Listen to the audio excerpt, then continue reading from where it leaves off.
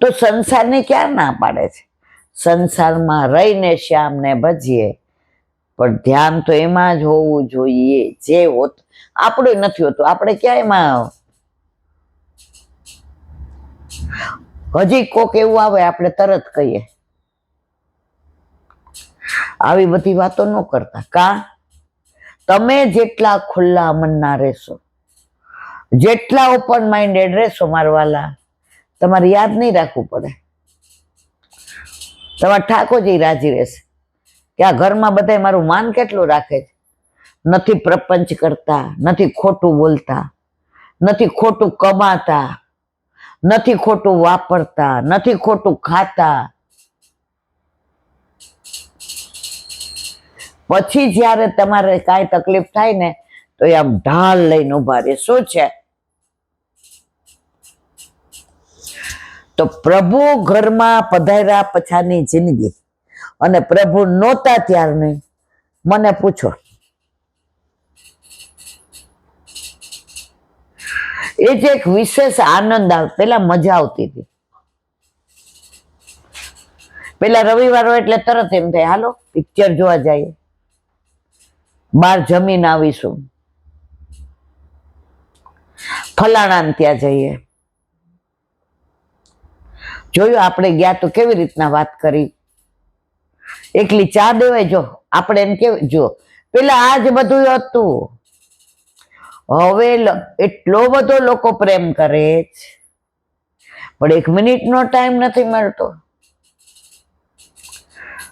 ઘરમાં પ્રભુ પધાર્યા પછી ગાયોના ગોવાળ બનાવી દીધા. એવું શેડ્યુલ સરસ કરી દીધું મારા વાલાએ કે હવે લોકો તરસે છે કે અમારા ઘરે લૌકિકો. મારા વૈષ્ણવ નહીં, મારા વૈષ્ણવ તો મારા પ્રાણ થકી વાલા છે.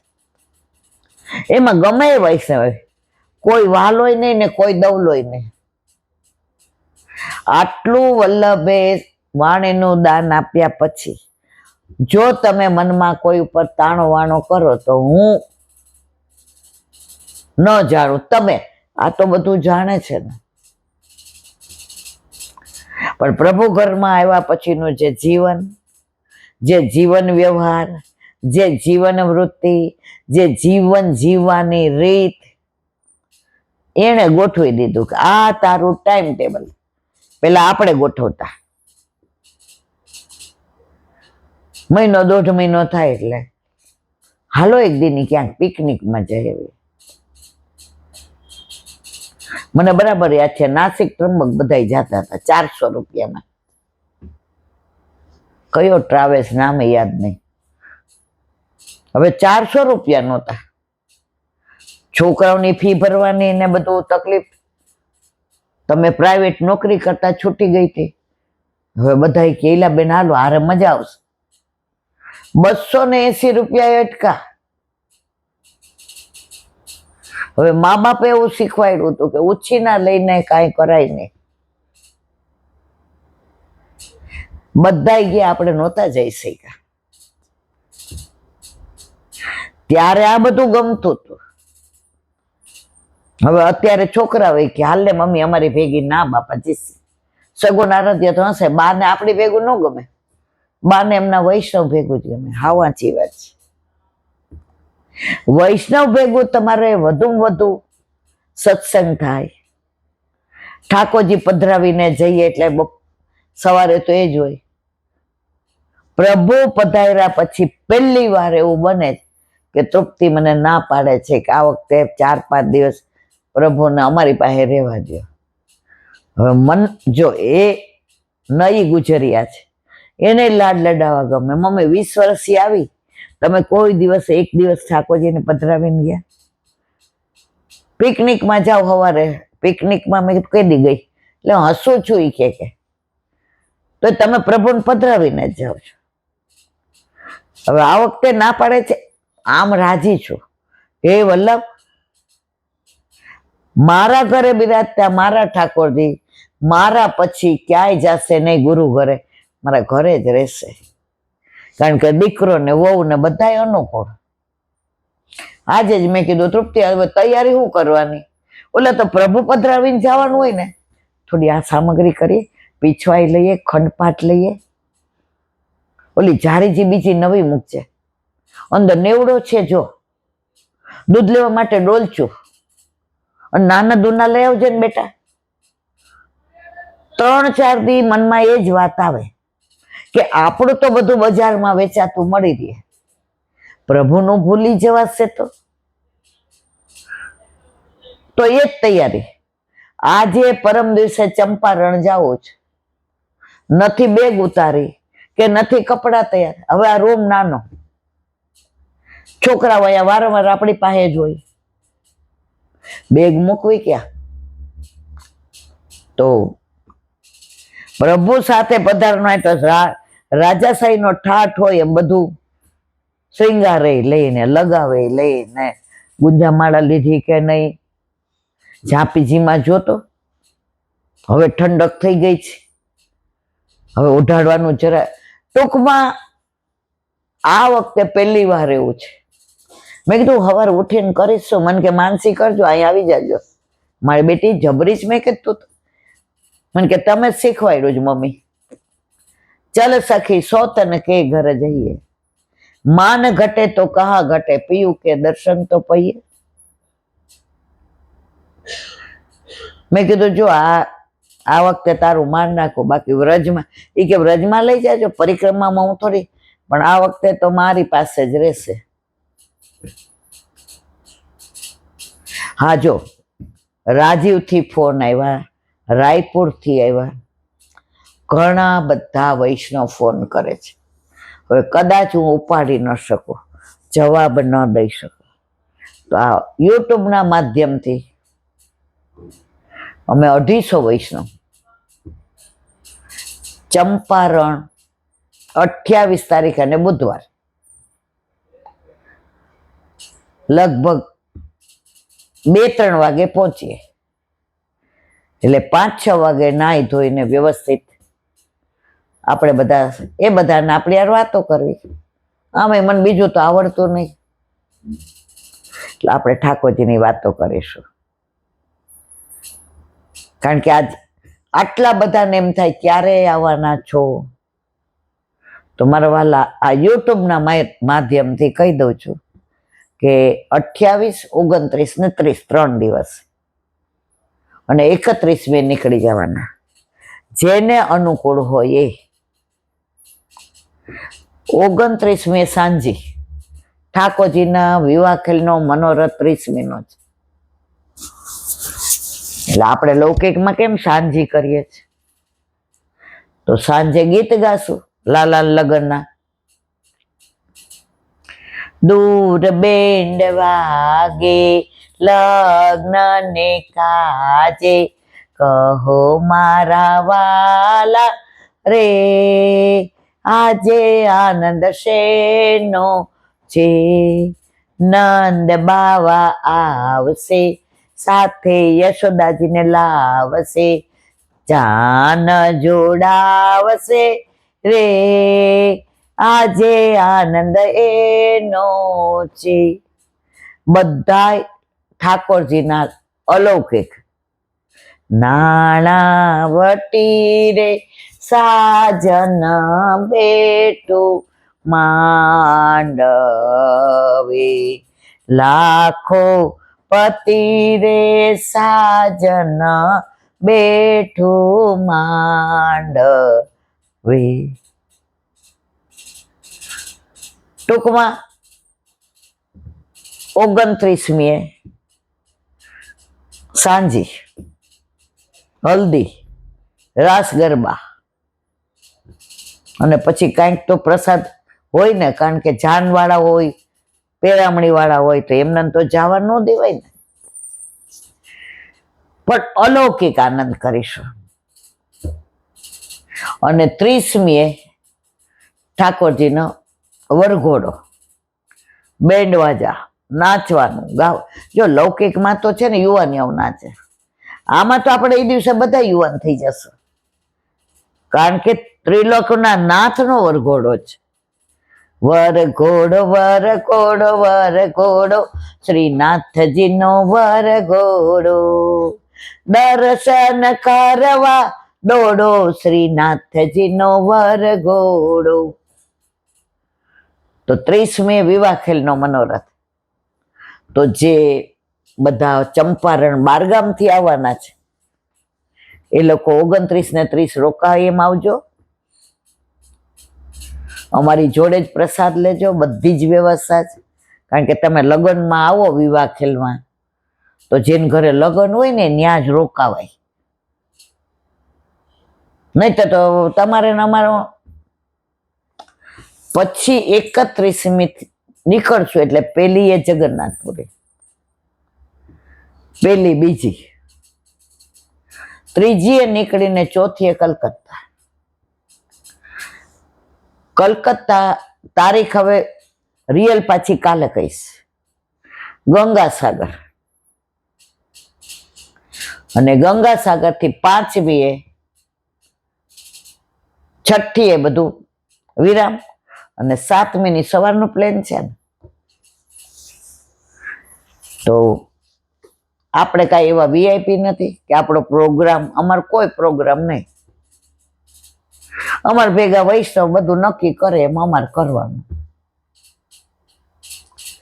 બધા નેતા હોય ને એનો પ્રોગ્રામ, આપણો થોડો પ્રોગ્રામ હોય.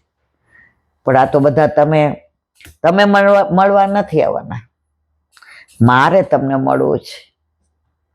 કારણ કે તમે તો યુટ્યુબના માધ્યમથી રોજ મારો ફોટો ન ગમે એવો હોય તોય જોવો છે, રોજ મને મળો છો મારવાલા.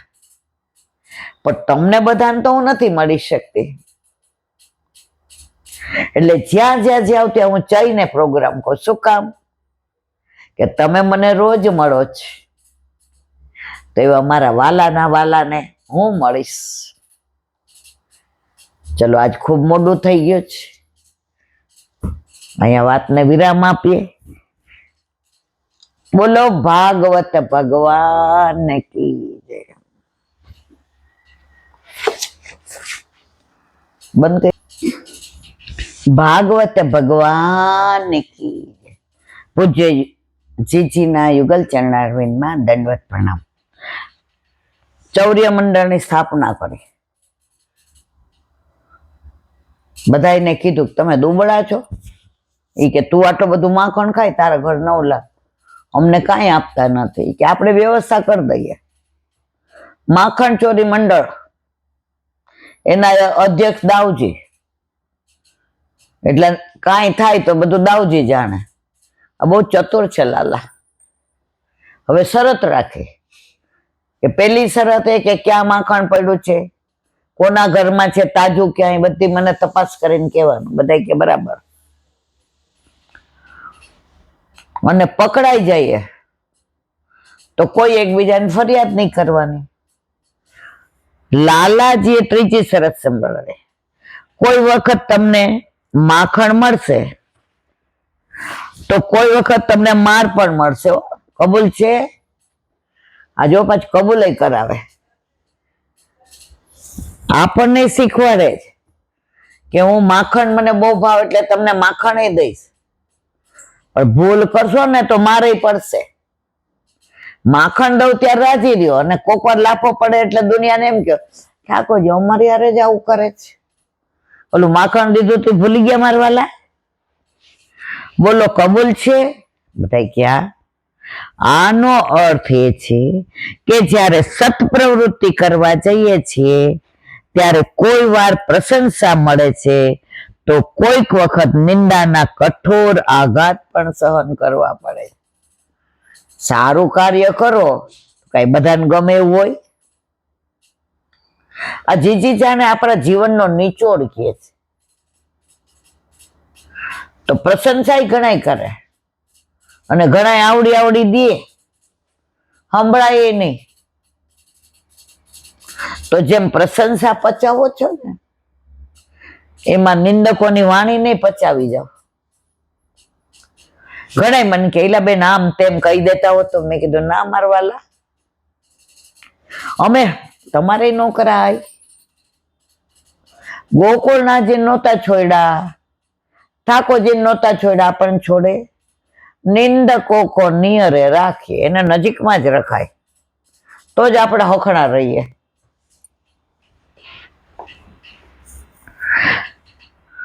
અને તમે છે ને નિસ્વાર્થ ભાવે કઈ કામ કરો ને, કોઈ પણ જાતના સ્વાર્થ વિના, કોઈ પણ કાંઈ પણ લીધા વિના. અત્યારે છે ને બધો વ્યવહાર પૈસાનો, આ મને કેટલો કામ આવે એટલો સંબંધ. આજે મારું આટલું કામ કરી દેજો ને, જે પૈસા થાય કેજો. અત્યારે ક્યાંય પૈસા વિના કામ થાય છે? જ્યારે ધર્મમાં રાજકારણ આવી ગયું ને, ત્યારથી તમે જુઓ દશા. અત્યારે બધા એવું માનવા માંડ્યા કે પૈસા દ્વારા જ ભગવાન મળે. એ મારા વાલા, તો આ પૈસા વાળા તમારા મારા ઘર સુધી નો આવવા દે. ભગવાન તો ભાવથી મળે. તમે ભાવે ભજી લો ભગવાન, જીવન થોડું રહ્યું. તમે ભાવે ભજી લો ભગવાન, જીવન થોડું રહ્યું. બાળપણ ને જવાનીમાં અડધું ગયું. બાળપણ ને જવાનીમાં અડધું ગયું. હવે બાકી છે એમાં જો ધ્યાન, જીવન થોડું રહ્યું. હવે બાકી છે એમાં જો ધ્યાન, જીવન થોડું રહ્યું. તમે ભાવે ભજી લો ભગવાન, જીવન થોડું. ગાવામાં બહુ આનંદ આવે, પણ ઇન્ક્લુડિંગ માય સેલ્ફ, આપણે બધા એવું જ માનીએ છીએ, કોઈ દી મરવાના જ નથી. અમર પટ્ટો લખાવીને આવ્યા. ઘણી વાર એવા માંદા પડીએ ને, આમ એમ થાય કે હવે ગયા, ત્યારે મનમાં કહીએ ભગવાન હવે કોઈનું ખરાબ નહીં ઈચ્છું, હવે ખોટો પ્રપંચ નહીં કરું, હવે નિષ્ઠાથી જીવીશ. ભગવાન કે એક ચાન્સ આપો. જેવા હાજા થયા ને બહાર આવ્યા, મૂળ કરતા આગળ વધી જાય. ભગવાન કે આને ખોટો ચાન્સ આપ્યો, આને લઈ લેવા જેવું જ હતું. ચાન્સ આપ્યો તો પાછો બગાડ થયો ને.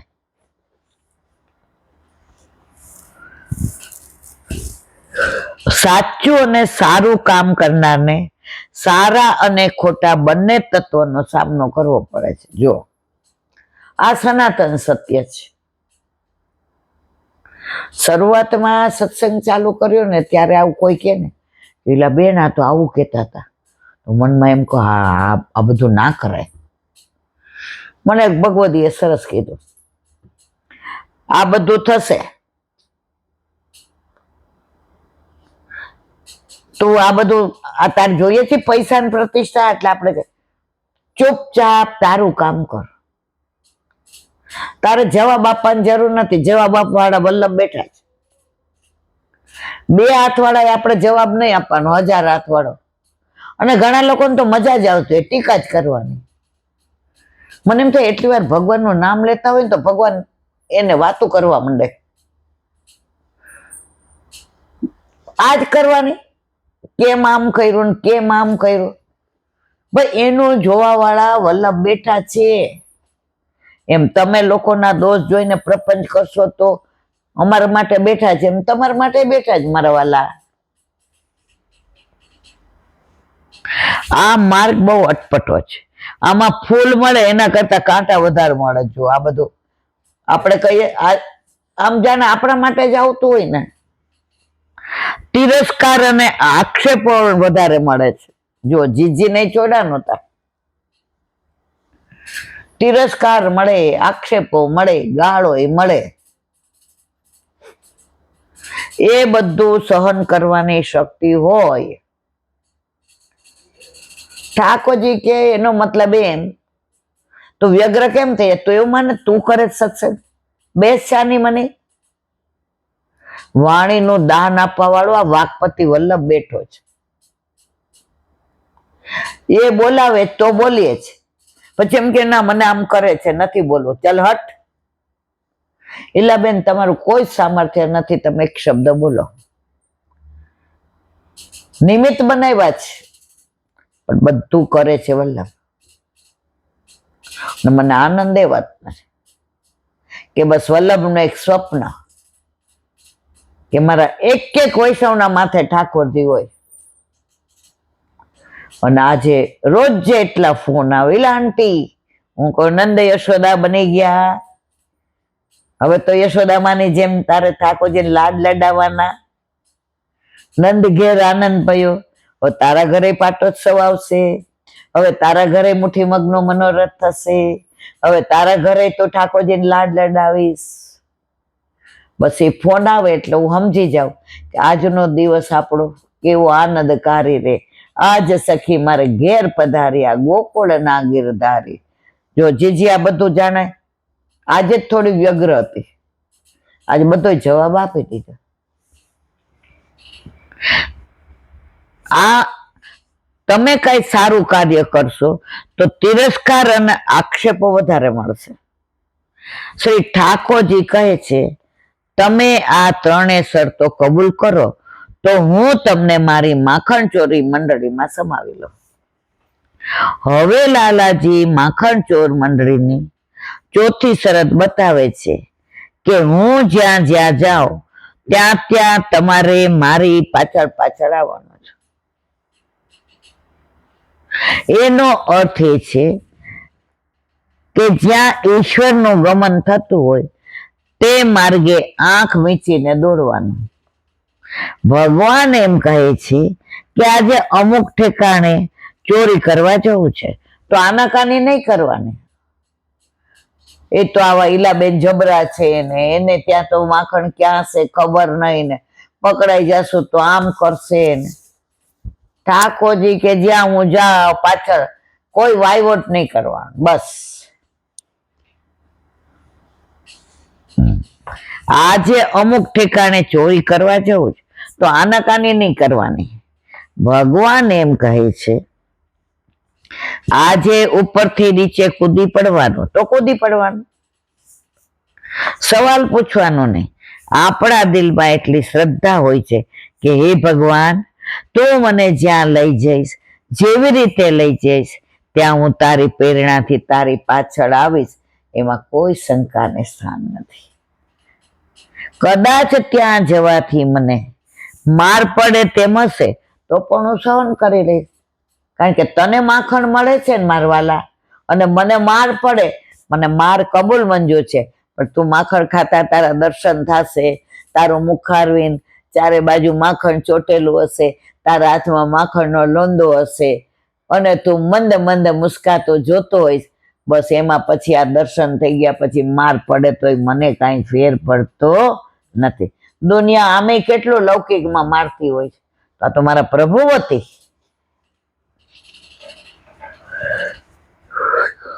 ઈશ્વરના માર્ગ ઉપર શ્રદ્ધાથી ચાલવું એ પણ માખણ ચોરી મંડળીનો એક નિયમ છે.